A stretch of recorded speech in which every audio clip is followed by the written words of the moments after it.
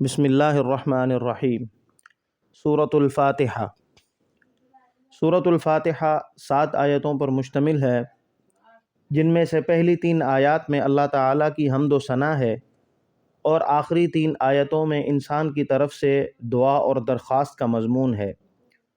جو اللہ رب العزت نے اپنی رحمت سے خود ہی انسان کو سکھایا ہے۔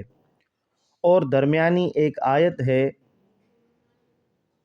اس آیت میں دونوں چیزیں مشترک ہیں، کچھ حمد و ثنا کا پہلو ہے،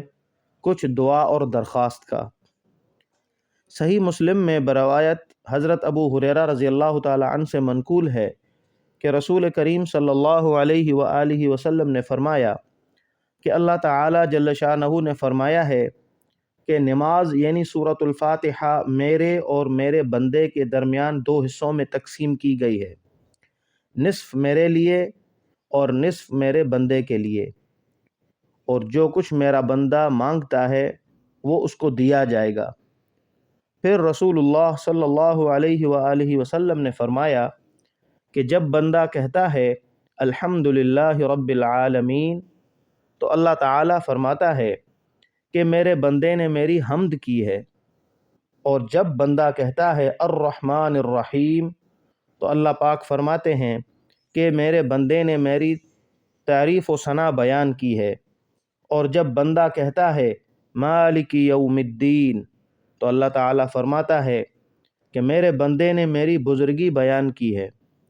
اور جب بندہ کہتا ہے ایاک نعبد و ایاک نستعین،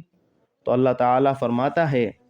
کہ یہ آیت میرے اور میرے بندے کے درمیان مشترک ہے، کیونکہ اس میں ایک پہلو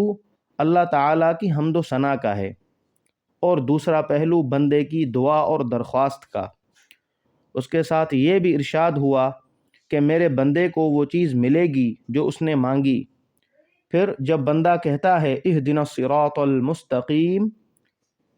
تو اللہ تعالیٰ فرماتا ہے کہ یہ سب میرے بندے کے لیے ہے،